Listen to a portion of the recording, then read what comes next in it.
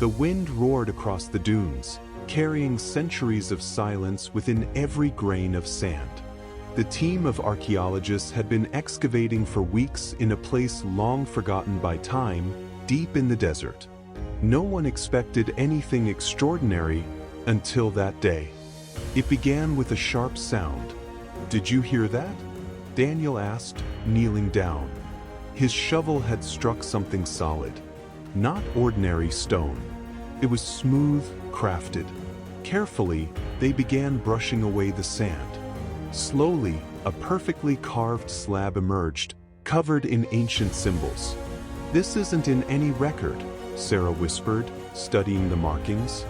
The slab appeared to seal an entrance. After hours of precise work, they managed to open it. A rush of cold air escaped from below, as if the place had been waiting centuries to breathe again. They turned on their lights and descended.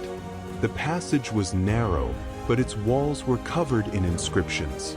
Drawings of crowds, robed figures, and one image that left them speechless. A man surrounded by light, raising his hands as others watched. This looks like," Sarah began, unable to finish. They moved forward until they reached an underground chamber. At its center stood a stone pedestal. Resting on top was an object wrapped in ancient cloth. Daniel approached cautiously and, with trembling hands, uncovered it.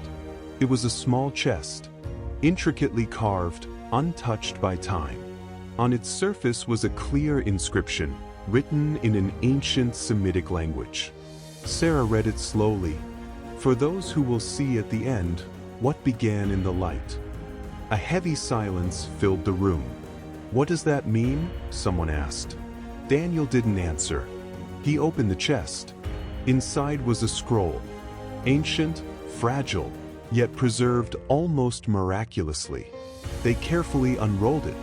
Though faded, the writing was still readable. And what it said changed everything. It wasn't just a record. It was a testimony. It described known events, but with details never recorded before. It spoke of hidden moments, unwritten words, and a final message. A message that seemed to cross time itself. "This can't be real," one of the archaeologists said, stepping back. But it was. As they translated further, something unsettling emerged. The text spoke of future generations. It described doubt, conflict, even the loss of faith, as if the writer had seen the future. As if he had seen this moment. That night, as the team rested at their camp, the atmosphere shifted. The wind grew stronger. Some claimed they heard whispers near the excavation site. Sarah couldn't sleep. She returned alone. Descending once more, her flashlight traced the ancient walls. When she reached the chamber, she froze. The chest was open. The scroll unrolled. And a line she didn't remember seeing before. She read it softly. The truth was not buried to be hidden, but to be found at the appointed time. A chill ran through her body. As she stepped outside, the wind suddenly stopped. Total silence. The next morning, the team made a decision. They would reveal the discovery. But it wouldn't be easy. Authorities began to intervene. Experts debated its authenticity. And as news of the find spread, one question echoed in every mind. What if this wasn't just a discovery, but a message? One that had waited for centuries to reach them exactly when it was meant to.